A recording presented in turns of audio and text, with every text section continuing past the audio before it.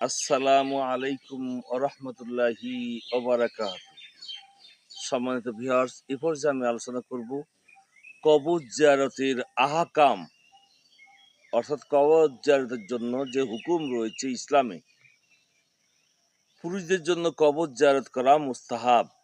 নারী যুবতী হলে তার জন্য কবরস্থানে যাওয়া জায়েজ নেই। তবে বৃদ্ধা হলে কান্নাকাটি, মাতম ইত্যাদি শরীয়ত বিরোধী কাজ করবে না। এরূপ একিন থাকলে সাজসজ্জা না করে, খুশবু না মেখে পর্দার সাথে যাওয়ার অনুমতি রয়েছে। প্রতি সপ্তাহে অন্তত একবার কবর জিয়ারত করা মুস্তাহাব। শুক্রবার কবর জিয়ারত করা অধিক উত্তম। বৃহস্পতিবার, শনিবার এবং সোমবারও কবর জিয়ারত করা উত্তম।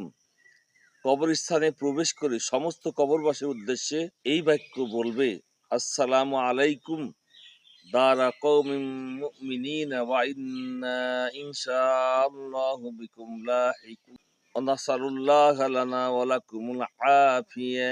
অর্থাৎ, হে মুমিন সম্প্রদায়ের আবাসস্থলের অধিবাসীগণ, তোমাদের প্রতি শান্তি বর্ষিত হোক। আমরাও আল্লাহ চাহিত অবশ্যই তোমাদের সঙ্গে মিলিত হব। আমরা আল্লাহর কাছে আমাদের জন্য এবং তোমাদের জন্য শান্তির আবেদন করছি।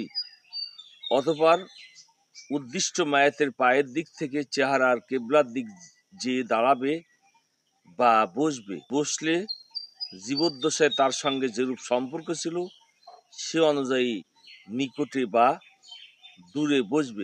সালামের পর কেবলার দিকে পিঠ এবং মায়েতের কবরের দিকে মুখ করে যথাসম্ভব কোরআন শরীফ পড়ে মায়েতকে সব পৌঁছে দিবে। বিশেষভাবে সূরা বাকারা শুরু থেকে মুফলিহুন পর্যন্ত, আয়াতুল কুরসি, সূরা ফাতিহা, সূরা বাকারার শেষ 3 আয়াত, আমানার রসুলু থেকে শেষ পর্যন্ত, এরপর সূরা ফাতিহা, সূরা ইয়াসিন, সূরা মুলক, সূরা তাকাসুর বা সূরা ইখলাস 11 থেকে 12 বার কিংবা 7 বার বা যে পরিমাণ সহজে পড়তে পারে পড়ে দোয়া করবে। আয়াতের মাগফিরাতের জন্যও দোয়া করবে। তিলাওয়াত ও দোয়া দরুদ পড়ার পর কিবলামুখী হয়ে মায়েতের দিকে পিঠ করে দোয়া করবে। সম্মানিত উপস্থিতি, কবর জিয়ারতের ব্যাপারে ইসলাম কত চমৎকার নিয়ম বলে দিয়েছেন। সুবহানাল্লাহ, সুবহানাল্লাহ। আমরা এই নিয়মে কবর জিয়ারত করলে আমাদের মায়েতরা যাতে শান্তি পায়, মায়েতরা যাতে সুখ পায়, যাতে করে রুহুটা শান্তি পায়, মায়েতরা মহান আল্লাহর কাছে সান্নিধ্যে থাকতে পারে, ভালো থাকতে পারে, এই জন্য আমরা দোয়া করব। আর আমরা দোয়া করি আমাদের পিতা মাতার জন্য।